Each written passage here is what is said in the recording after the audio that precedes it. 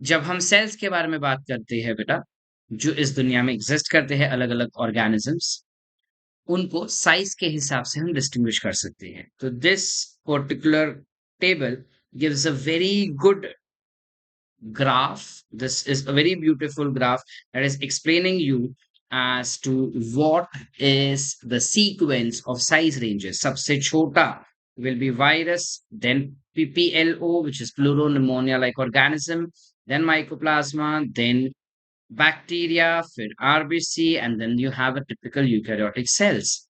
So smallest cell on earth that exists is mycoplasma, which as we have seen is 0.3 micrometer. And the largest cell that is existing is basically egg of the ostrich, and longest cell, I'm sure ये आपको पता होगा, longest cell जो exist करता है that is the nerve cell or the nerve fibers. All right बेटा, इसके अलावा जब हम आगे और डिटेल में जाते हैं तो कुछ इस प्रकार से बैक्टीरिया का सेल दिखाई देता है हमको। ठीक है, this is a very very interesting diagram जो एनसीईआरटी में नहीं दिया है, हमने बनाया हुआ है ये चीज बेटा। तो ये डायग्राम आप चाहे तो इसको स्क्रीनशॉट लेके सेव कर सकते हैं अपने फ्यूचर रेफरेंस के लिए। जब हम प्रोकैरियोटिक सेल्स के बारे में बात करते हैं तो प्रोकैरियोटिक सेल्स जो होता है उसमें बहुत सारी अलग अलग चीजें दिखाई देती है हमको। भले ही इनके अंदर कोई भी मेम्ब्रेन बाउंड सेल ऑर्गेनल्स नहीं होते हैं ऐसा कहा गया है, लेकिन कट टू हमें ऐसे एग्जाम्पल्स एनसीईआरटी में दिए गए हैं जहां पे वो बताता है कि वो मेम्ब्रेन बाउंड है। जैसे you have something called as mesosomes. Mesosomes exactly होते क्या है बेटा? मीसोसोम्स सेल मेम्ब्रेन जो होता है बैक्टीरिया का, ठीक है, यानी ये यहाँ पर हम जैसे देख सकते हैं, अरे सॉरी, यहाँ पे जैसे हम देख सकते हैं बेटा, इस पर्टिकुलर स्ट्रक्चर में ये जो ब्लू कलर का सेल मेम्ब्रेन दिख रहा है हमको, इस सेल मेम्ब्रेन का इनफोल्डिंग्स होता है और उस इनफोल्डिंग्स को हम कहते हैं मीसोसोम्स। उसी इनफोल्डिंग्स के ऊपर काफी सारे फोटोसिंथेटिक पिगमेंट्स भी स्टोर किए जा सकते हैं, तो उसे हम कह देंगे क्रोमैटोफोर्स। ठीक है, it will have nucleolus present. तो न्यूक्लियोलस जो होता है, as we can see over here, it will have DNA present in it, and that DNA will be circular and double standard in nature. इनके पास plasmids होते हैं, इनके पास gas vacuole हो सकते हैं, इनके पास राइबोसोम्स होते हैं जो 70s होंगे, इनके पास इंक्लूजन बॉडीज होते हैं, इनके पास सेल एनवेलप होता है, very very important, they have cell envelope. What is it, हम पढ़ेंगे। It has villi and it has flagella for locomotion, as well as it has fimbriae, which is also present, जो यहाँ पे दिखाया नहीं गया है। So let's go ahead in understanding them. सबसे पहले हम शुरू करते हैं समझने के लिए about something called a cell envelope. जो प्रोकैरियोटिक सेल्स होते हैं बेटा, they are composed of something called as cell envelope. ये जो सेल एनवेलप होता है वो तीन चीजों से बनता है, which is glycocalyx, cell wall and cell membrane. जिनमें से सेल मेम्ब्रेन जो होता है इनका वो एग्जैक्टली यूकैरियोट जैसा होता है, यानी प्रोकैरियोट और यूकैरियोटिक सेल्स में जो एक आइडेंटिकल स्ट्रक्चर अगर कुछ होगा तो that will be cell membrane. Alright बेटा, सेल मेम्ब्रेन प्रोकैरियोट और यूकैरियोट में आइडेंटिकल होगा। सेल वॉल और ग्लाइकोकैलिक्स कुछ नया चीज होगा जो अपने को प्रोकैरियोट में कुछ अलग से दिखाई दे रहा है। पहले पहले हम पढ़ लेंगे ग्लाइकोकैलिक्स के बारे में। ग्लाइकोकैलिक्स जो होता है ये कुछ नहीं but it is a polysaccharide. ठीक है, ये होता है एक पॉलीसैकेराइड। तो या तो ये पॉलीसैकेराइड का थिन लेयर हो सकता है या तो ये पॉलीसैकेराइड का थिक लेयर हो सकता है। एनसीईआरटी के हिसाब से दिया है this is a thin layer and this is a thick layer.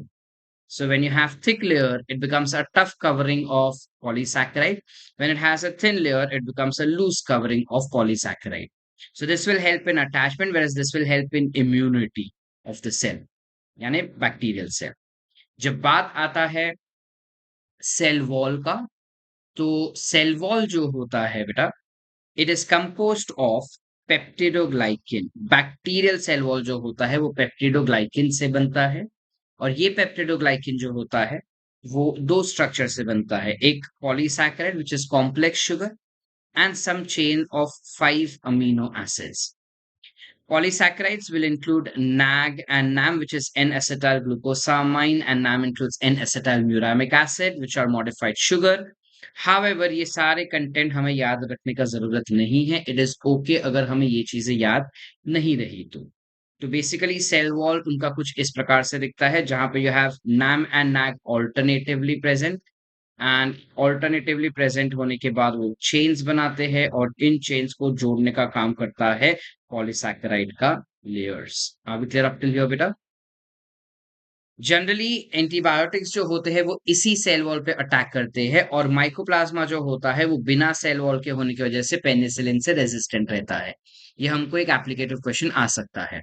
Cell wall का मेजर फंक्शन यहाँ पे क्या हो जाएगा? So it is SPP, that is shape protection and prevention from bursting और कोलैप्सिंग। जब बारी सेल मेम्ब्रेन की आती है तो एज वी सेड कि cell membrane is structurally exactly identical to eukaryote. तो जब हम यूकैरियोट के बारे में पढ़ेंगे तब हम यहाँ पे इसके बारे में भी डिस्कस कर सकते हैं। ठीक है, दोनों का साथ ही में डिस्कस करेंगे बेटा। अब on the basis of cell envelope, the bacteria were divided into two categories, which is gram positive and gram negative. This distinguish was done by a scientist called as Christian Gram. ये किया गया था Christian ग्राम के द्वारा। ये ऐसा scientist था जो बेसिकली बैक्टीरियल सेल को स्टेन करना चाह रहा था। तो जब वो स्टेन करके वॉश करता था उनको, तो उसने नोटिस किया कि कुछ बैक्टीरिया ऐसे हैं जिनको वॉश करने की वजह से उनके अंदर का सारा स्टेन निकल जाता था। तो ये हो जाते थे ग्राम नेगेटिव बैक्टीरिया। और कुछ ऐसे थे जिनको वॉश करने पे भी स्टेन नहीं जा रहा था। तो ये हो गए ग्राम पॉजिटिव बैक्टीरिया। ठीक है बेटा? अब क्यों स्टेन जा रहा था और क्यों स्टेन नहीं जा रहा था ये हमको देखना है। तो सबसे पहली बात, ग्राम पॉजिटिव बैक्टीरिया के पास ये गलत प्रिंट हुआ है। They have thick peptidoglycan whereas this one will have thin peptidoglycan। ठीक है, ग्राम पॉजिटिव बैक्टीरिया जो है इनके पास थिक पेप्टिडोग्लाइकिन का लेयर होता है, ग्राम नेगेटिव के पास थिन होता है। इनके पास पिलाई भी नहीं होगा और पोरेंस भी नहीं होता, इनके पास पिलाई और पोरेंस होता है।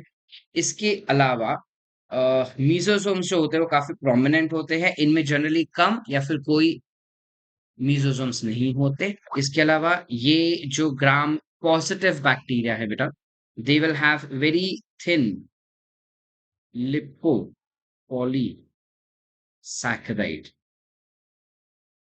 जिनको हम एलपीएस कह के संबोधित कर सकते हैं। Whereas when we talk about gram negative bacteria they will have thick LPS. ठीक है, ये याद रखना। ये एग्जांपल्स हो गए ग्राम पॉजिटिव बैक्टीरिया के, ये एग्जांपल्स हो गए ग्राम नेगेटिव बैक्टीरिया के। जनरली ग्राम नेगेटिव बैक्टीरिया ज्यादातर इन्फेक्टिव होते हैं and gram negative non infective होते हैं।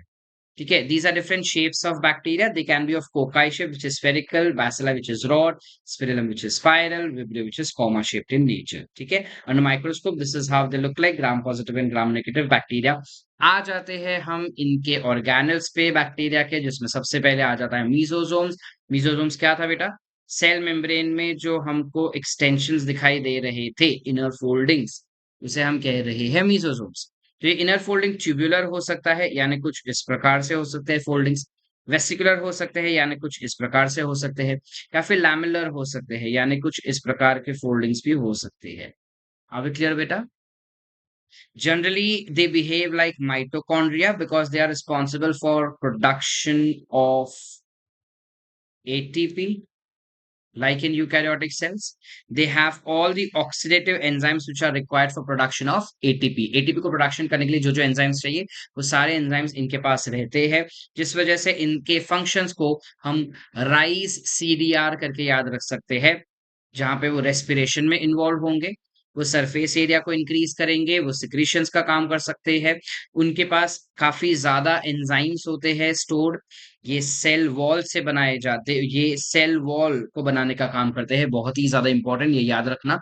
सेल वॉल जो बनता है यहाँ से बनता है, जहां पे इनडायरेक्टली क्वेश्चन बनता है कि they are responsible for secretion of एक केमिकल, तो हम याद रख सकते हैं it is responsible for secretion of peptidoglycan. right, it is responsible for secretion of peptidoglycan, which is nothing but NAM as well as NAG, and certain types of amino acid can be synthesized by it. All right beta, It is also responsible for distribution of different structures within the cell. That means वो basically cell division में involve है, and very importantly cell division के साथ साथ वो cell replication में, that is DNA replication में भी involved है. जब हम बात करते हैं DNA replication का मतलब S phase में मीजोजोम्स का इन्वॉल्वमेंट होता है. ये याद रखना, हमें एप्लीकेटिव क्वेश्चन यहाँ पे इस प्रकार से आ सकता है. आगे क्लियर अप टू यू बेटा? चलो आगे बढ़ते हैं. हमने कुछ पढ़ा था क्रोमैटोफोर्स, जहां पे हमने कहा कि जब उसी मीजोजोम्स के अंदर अगर पिगमेंट्स स्टोर्ड रहेंगे तो उसको हम क्रोमैटोफोर्स कहेंगे, जो बेसिकली फोटोसिंथेसिस में हेल्प करेगा. जैसे हो गया साइनोबैक्टीरिया. साइनोबैक्टीरिया जो होता है, it is responsible for having chlorophyll A pigment which has been stored in nothing but what you call it to be as, it will be photosynthesis के लिए. All right. Next you have something called as nucleoids. ठीक है, nucleoids को genophore भी कहते हैं. Genophore शब्द इसलिए इस्तेमाल करते हैं बिकॉज वो जेनेटिक डीएनए स्टोर कर रहे हैं. ये ऐसा स्ट्रक्चर है जो जेनेटिक डीएनए होता है. It is incipient nucleus. Incipient यानी कि इट इज प्रिमिटिव न्यूक्लियस. ठीक है. जनरली ये सेल के अंदर कुछ ऐसा फैला हुआ स्ट्रक्चर होता है जिनके अंदर क्रोमोसोम्स होंगे, और ये जो क्रोमोसोम्स इनके अंदर है वो भी काफी लूजली अरेंज्ड डीएनए के structures ही होते हैं, which is basically double stranded circular DNA, and it will have single DNA molecule. जब हम कह रहे हैं single DNA molecule, meaning we can say that this prokaryotic nucleus is haploid in nature. ये याद रखिए कि सिंगल डीएनए का मतलब हो गया कि ये हैप्लॉइड हो चुका है इस वक्त. ठीक है. और इनका डीएनए जो होता है that is without histone. As we can see, they do not have histones present in them. ठीक है, जिस वजह से इसको हम नेकेड क्रोमोसोम्स भी काफी बारी रेफर करते हैं. ठीक है. और नेकेड डीएनए भी रेफर करते हैं. हम नेकेड डीएनए इसलिए कहते हैं बिकॉज इस क्रोमोसोम के आसपास या इस डीएनए के आसपास कोई भी मेम्ब्रेन नहीं होता है. इसके अलावा you have something called as plasmids which are present. So when we talk about plasmids, ये क्या होते हैं बेटा? तो प्लाज्मिड्स जो होते हैं ये एक एक्स्ट्रा क्रोमोसोमल डीएनए है, यानी क्रोमोसोम्स के बाहर ये डीएनए पाए जाते हैं. और ये एक्स्ट्रा क्रोमोसोमल डीएनए जो है, these are auto replicating, self replicating कह सकते हैं हम इसको. ये भी डबल स्ट्रैंडेड होगा, सर्कुलर होगा और सिंगल मॉलिक्यूल है. किस चीज के लिए इसका इस्तेमाल किया जाता है बैक्टीरिया के द्वारा? तो ये सारे बैक्टीरिया में नहीं पाया जाता है, but majority of the bacteria में पाया जाता है. और जनरली ये जेनेटिक इंजीनियरिंग में पाया जा सकता है. It is found in genetic engineering. Genetic engineering में इसका इस्तेमाल किया जाता है. इसके अलावा इसका इस्तेमाल किया जाता है बैक्टीरिया के द्वारा फॉर प्रोड्यूसिंग एंटीबायोटिक रेजिस्टेंस. ठीक है. हाँ, हैंड राइटिंग को थोड़ा टॉलरेट कर लेना बेटा. ठीक है. ये एंटीबायोटिक रेजिस्टिविटी देने में हेल्प करता है हमको. ये बैक्टीरिया को एंटीबायोटिक से मरने से बचाने का काम करता है बेटा. कौन? प्लाज्मिड्स. अभी क्लियर? इसके अलावा प्लाज्मिड्स जो होते हैं वो कुछ स्पेशल टाइप के प्लाज्मिड्स होते हैं, which is F plasmid and R plasmid. ये डिटेल्स हमें जानने का जरूरत नहीं है, बट सिंपली हम सिर्फ ये जान सकते हैं कि ये जो एफ प्लाज्मिड होता है वो पिलाए सिंथेसिस में हेल्प करेगा हमको. ठीक है. व्हाट इज पिलाए, आगे देखते हैं. बैक्टीरिया यानी प्रोकैरियोटिक सेल्स अगर मोटाइल रहेंगे तो मोटिलिटी के लिए उनके पास होगा सिर्फ और सिर्फ फ्लैजेला. फ्लैजेला के अलावा कोई भी मोटाइल ऑर्गेनल्स उनके पास होता नहीं है. ये याद रखना बेटा. ठीक है. और यूकैरियोटिक और प्रोकैरियोटिक फ्लैजेला में डिफरेंस क्या होगा? यूकैरियोटिक फ्लैजेला जो होता है वो अलग प्रोटीन से बनता है. ये वाला जो फ्लैजेला है वो अलग प्रोटीन से बनता है, which is it is composed of something called as flagellin.